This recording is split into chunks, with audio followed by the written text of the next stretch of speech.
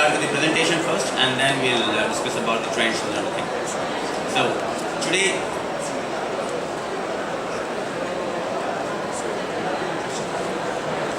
last year we presented trends in automotive spare parts market in Middle East and GCC countries especially, but Africa is becoming a hot topic. If I talk about my clients, they always talk about Africa, how we can expand in Africa, how we can export in Africa. So today I will take you through the key reasons why Africa is becoming the hotspot today, and how large is the spare part market, how it is going to grow over next 5 to 6 years. To start with, what are the key reasons why Africa is developing as the key market for future? If we talk about Africa, by year 2020, the 43% of the population will live in urban areas, which is directly linked with the spending power, high net worth income, which will indirectly or directly find its way in new vehicle sales and then linked with the parts directly. Now when we talk about the Africa passenger vehicle sales, more than 60% of the population of vehicle which we see in Africa are almost 16-year-old. But when this urbanization happens, people will be more dependent on the new vehicles, which will have more demand for the genuine and tier 1 parts. This population will account for almost 15% of world's urban population, which is at 7% in 2014. By 2020, it is going to account almost 15%.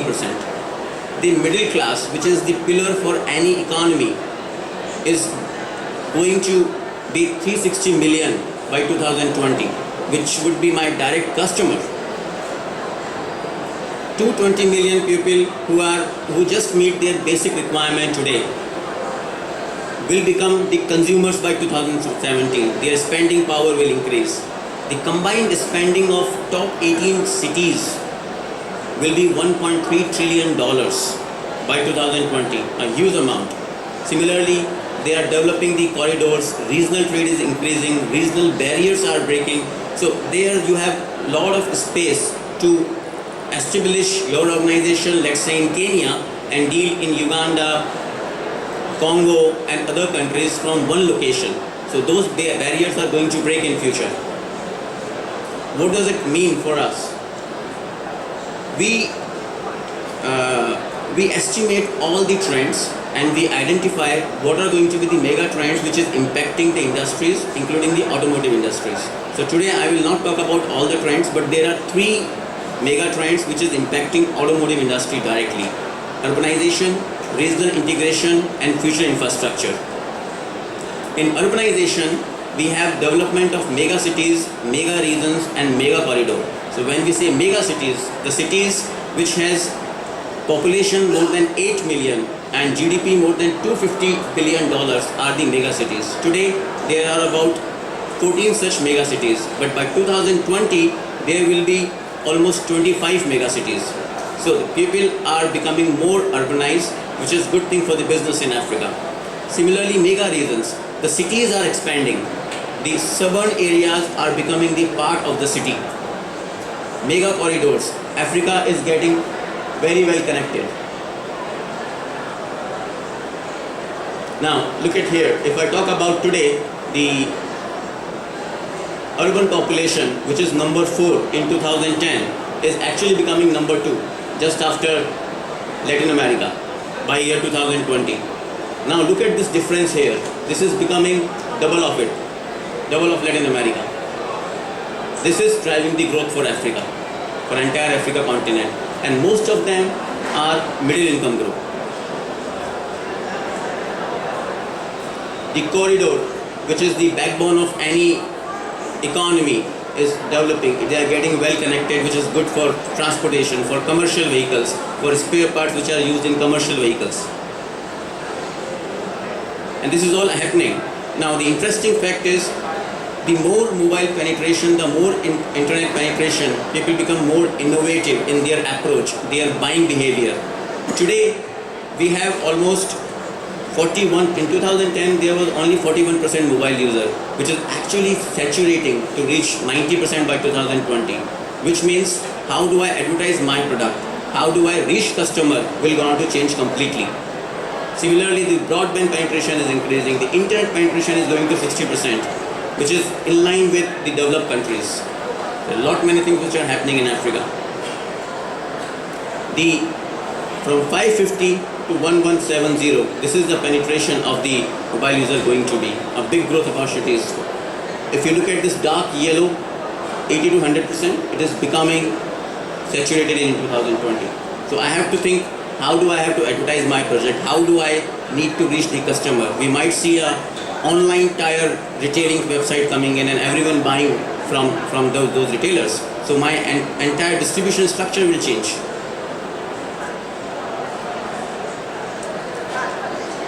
Transportation corridor, investment in these and how they are developing. Now if I look at everything, what are the key countries for us in Africa? I would say North Africa, Morocco, Algeria, Egypt. Libya is also coming up, but it will take some time. It will take minimum 2 to 3 years to be a big market for us. In Sudan, I would say South Sudan, which is developing like anything. The car sales in next 3 years is going to triple in South Sudan, which will have direct impact on spare parts. Similarly, in Sub-Saharan Africa, Nigeria recently came up with policy of putting 70% CBU import duty, which means they have to produce vehicles locally, not the SKD one, but CKD one right now. Nissan has recently put up their plant there. Now Hyundai is coming, Kia is coming, Honda is thinking about it, which means a domestic industry for spare parts will be developed in Nigeria. Kenya is thinking about it. Angola car sales have increased by almost 100% in previous 3 years. Same thing is happening with this belt of Africa, all growing. The interesting fact is, Europeans and American vehicles used to dominate this market earlier. But look at the amount of investment which China is making in Africa. Every one bus sold after 5 is Chinese vehicle today in Sub-Saharan Africa.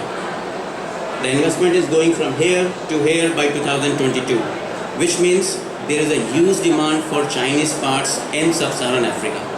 The market, if I talk about the entire African continent, including North Africa, the 40% market would be occupied by Chinese parts today. And the genuine part would be just about 17-20%. But this will go on to change when the urbanization happens, when the middle class increases, when the new vehicle sales will increase. New concept of innovation. We have not seen it anywhere in the world.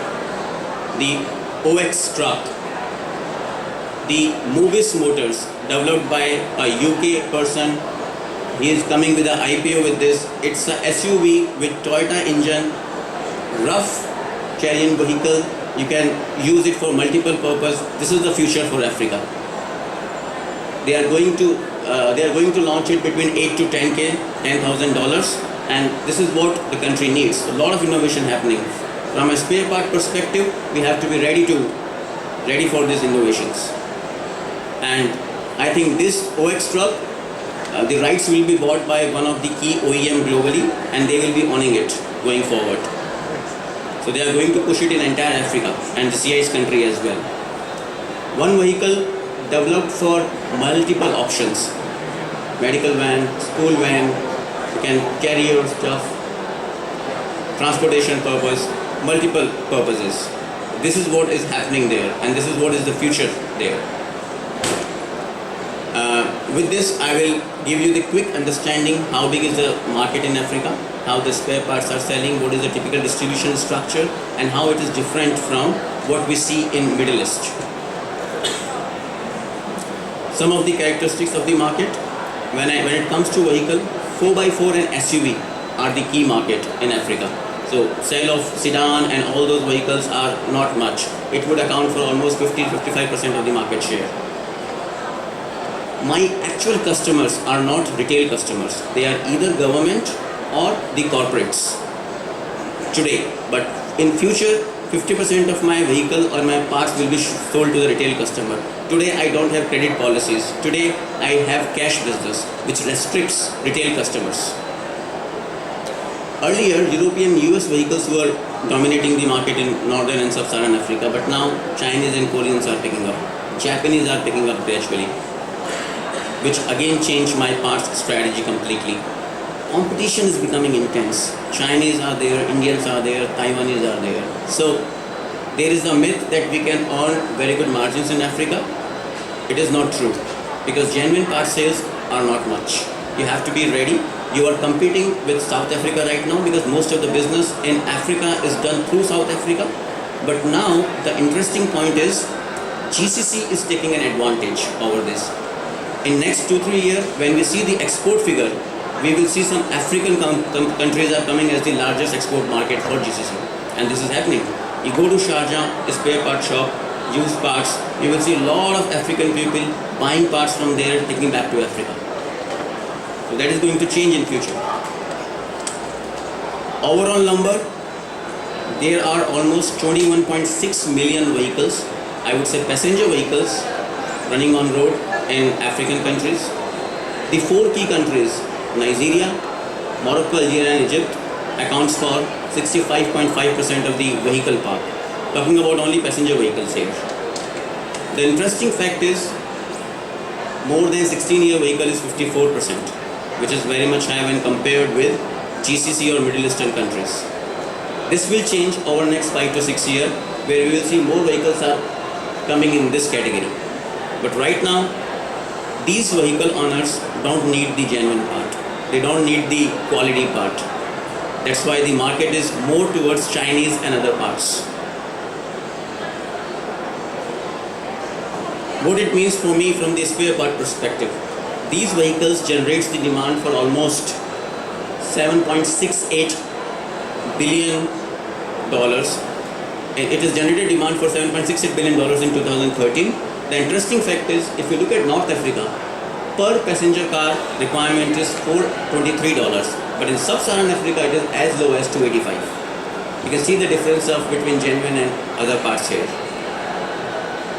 Similarly, these are the key 4 markets when it comes to spare parts. There are other markets as well which are growing in Africa.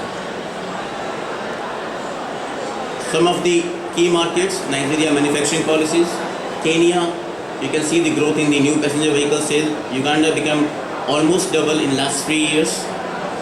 Look at Mozambique, growing market. So they are the very large used vehicle market, but the interesting fact is the new vehicle sales is growing rapidly in this market.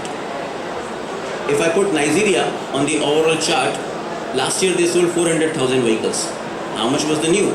44,000, which is going to become 80,000, 90,000 in next 2 years time. Some of the OEMs who are leading in these areas, we can provide you more details on this, because for a spare part company it becomes very important who are the leading top 3 OEMs, what models are sold in those markets. We can provide you with all those informations.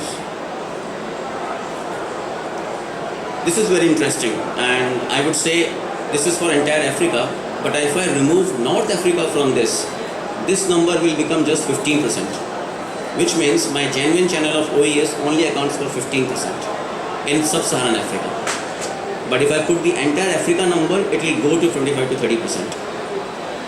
The last channel, the repair channel, 40-45% for Africa, it will reduce to 25% if I only talk about Sub-Saharan Africa. Challenges are there. The OEMs like Toyota, Hyundai, they just have 17% retention rate in their servicing business, which is very low in comparison with other markets. It's going to grow in future, but today the demand is here. So every company who is targeting Africa, I would say please do not make the mistake to replicate what you have done in CIS countries. Africa needs its African strategy separately. What is happening in other continent cannot replicate here. The market is different, demand is different, customer is different.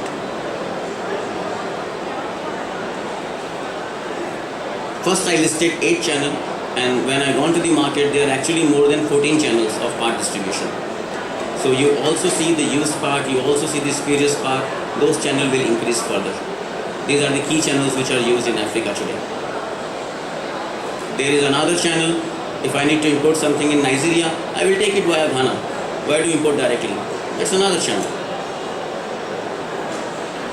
some of the trends in the African market, the national network coverage, OEM deals directly in some of the countries. They don't prefer to have franchisees, which restricts the market presence for other companies. We have to be very careful for choosing our partners in Africa. It's a cash-driven market, so we have to be very careful there. Conclusions, when it comes, the urbanization is increasing, which means high investment in transportation system, good for commercial vehicle domain, good for increasing income and all. The Chinese spare parts companies are growing. We need to look forward to that, partner with them, be a part of the larger pie and make profits. The profits today is as high as, I would say, 40% margins, gross profit margins in spare parts, but it is going to reduce in near future. So be prepared for that, be ready for that. I would take you 1 minute to explain about my company. Frost & Sullivan is one of the key consulting house. We are present in almost 35 countries today, and we have a dedicated team of automotive consultants. I will leave this presentation with the audience, and you can go through our profile. If there is any requirement, let us know. We are there to help you out. Thank you very much.